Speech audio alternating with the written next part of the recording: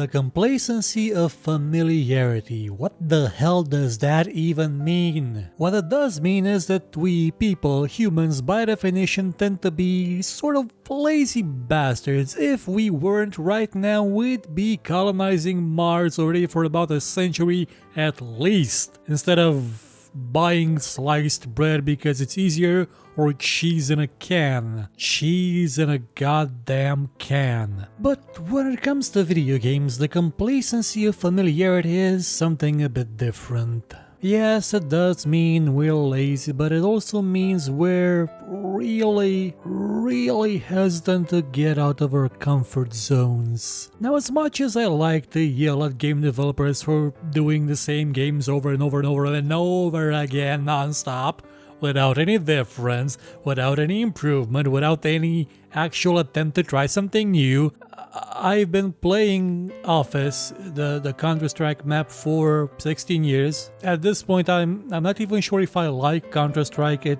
mostly drives me mad because it's a broken piece of shit most of the time, but I still play it. Every week I still play it. The same game for 16 years. And it's not a game I thoroughly enjoy. The mechanics are simplistic, they're broken sometimes, especially in CSGO, because, well, the hit detection is awful, and the matchmaking will put me up against hackers and smurfers non-stop up until today, because yesterday about 4,000 people got banned, and now they're DDoSing Steam so you can't actually do anything on it. I know it's them because I've met people like this, and when something doesn't go their way, they throw up a massive hissy fit and do something like this. They did it to me back when I used to work at some place else 10 years ago. And in spite of all this, I still play Counter-Strike because it's familiar, because I've played it before, I know it, I understand it, and I'll play it again because I know it and I understand it. There's no surprises left for me in Counter-Strike. That should be scary at some point. That should trigger a warning in my brain saying, what the hell are you still doing here playing this? Don't you have a Divinity Original Sin to finish? You know, you haven't finished Planescape Torment yet in the past 20 years. Why don't you get started on the Deponia series? How about you give that interesting indie game a shot? But no, it's Counter-Strike because it's familiar. And that's a problem. When it comes to familiar things, we tend to have very little defense, very little active elements in our brain that try to tear it apart, to criticize it, to see what can be done better, and to have the actual drive to leave it alone and try something different. This became apparent to me again about 10 years ago when I was working at that other place. After I had a talk with a friend of mine, he may have been drunk at the time. I was playing Guild Wars and PvP, and I was telling him how I was standing next to a tree up on a ledge and just throwing spells at the enemy, and he thought that I was in the tree. And at that point we started brainstorming about making an MMO where trees come to life, well, come to sentient life and try to destroy the planet. We called it Treemageddon. And we actually started designing it because we were insane. And again, I believe he was a bit drunk. But even so, after that, we still worked on it for a bit. And he really liked World of Warcraft at the time, so that's what he made. That's how he started to approach the game design. He liked World of Warcraft, so he was remaking it. He was making some of the same classes, some of the same skills, but a little bit tweaked, a little bit changed, which is sort of how World of Warcraft started, by copying EverQuest.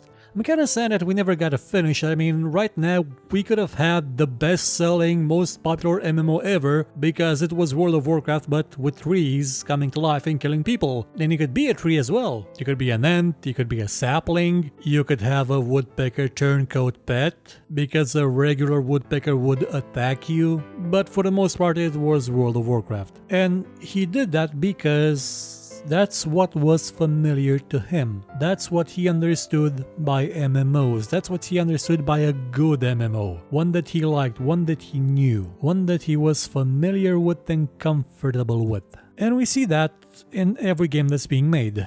Well, not just every game, in every form of media that's being made, in everything. Everything is familiar, because if something is familiar, it has a high chance of success. You're not gonna say no to seeing another body cop movie. You know how they all work. They're all the exact same. But you're gonna see it because, hey, it's probably gonna be fun. I've seen a billion of them and they were fun for the most part, so I'm gonna see them. It's the same with most multiplayer shooters. They're all the exact goddamn same, but I'm gonna play them because I'm familiar with them. I know them. So there is an incentive for developers, for publishers to make games you already know because you're gonna buy them. Maybe not you as an individual, Bob. Yes, I know your name. One of you just flinched. Happy to oblige. But people in general will buy it. Because it's familiar, because it's Call of Duty, because it's Battlefield, because it's FIFA, because it's Need for Speed, because they know it.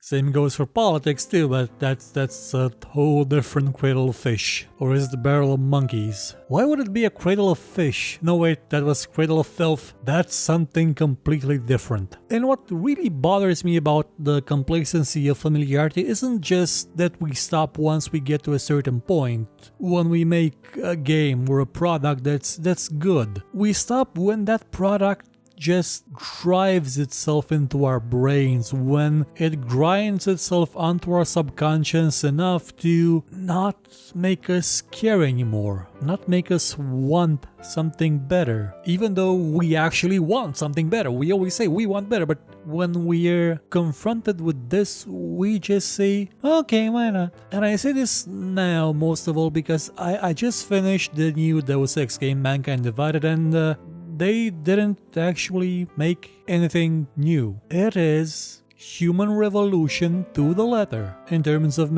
you have a few new gadgets which are for the most part useless, and that's it. The story is, well, similar, probably not as interesting or as good, and it just stops after a while like they didn't actually care, and it's for the most part the same game as Human Revolution. Now, Human Revolution was an okay game. As a Deus Ex game, it was absolutely okay, and it left me comfortable with the idea of calling it a Deus Ex game. But in terms of actually being what the original was, no, it wasn't. And this one isn't either, and it's trying even less to be. It's comfortable to what Human Revolution was and just does that, and the gap between them just increases. Now, it's an okay game, but they got way too comfortable with it being it and not being something better, something to aspire to, something that other people can point to and say, oh my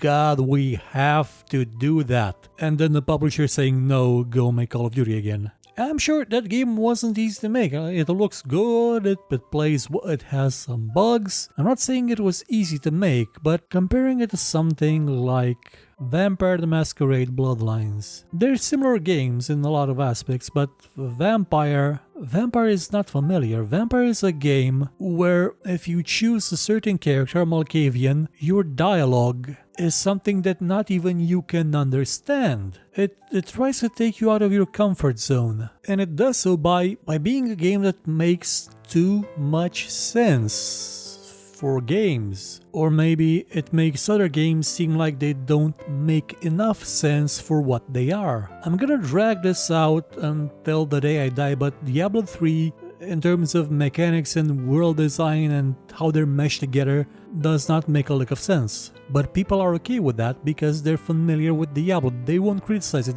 they're complacent with it. They don't see anything wrong with it, even though at some level they may feel there's something's off with it. There's something off with weapons, depending on how sharp they are, will make you cast bigger fireballs. There's something off with someone slowly turning into a monster being able to write in perfect penmanship while they're transforming. There's something off.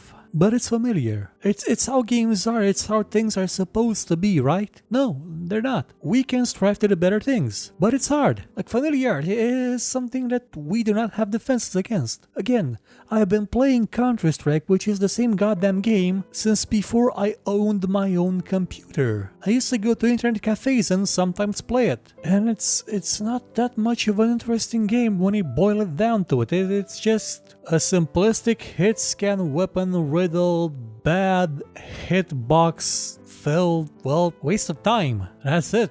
It's barely fun most of the time. It's just familiar enough to make it feel like, why not? And that why not is gonna be the ruin of us. Not in the games industry, no, in general. It's good enough. It's sort of like our motto where I come from, and it's basically turned the country into a steaming pile of doo-doo, because that's the attitude for everything, for infrastructure, for laws, for corruption, for economy, for basic morality, for basic ethics. Like at my day job, when I say, hey, is it okay to just take product reviews from other sites, translate them, and publish them as our own, even though we didn't have anything to do with that? And I say, it's okay, everyone else does it. Now, I find that a bit revolting, but everyone does it. So, what's your game? You know the one. The one you keep playing even though you're not sure you like it anymore. But hey, it's installed, you've always played it,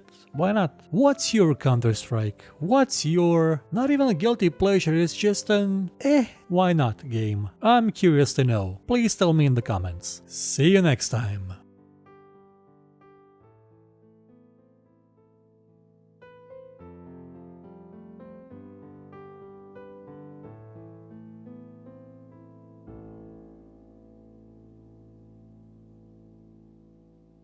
Thank you for watching this show. If you enjoyed it, please consider watching some of our other videos and maybe sharing them or giving a thumbs up if you feel like it. And if you really liked what you saw, please check out our Patreon page. For just $1 a month, you could help us make much better shows and get some rewards in the process. Or you could consider buying my book called Tale of Doom. Volume 1 is out now and available for just $2. And as always, if you thought it was horrible, you know where to find me and complain about it.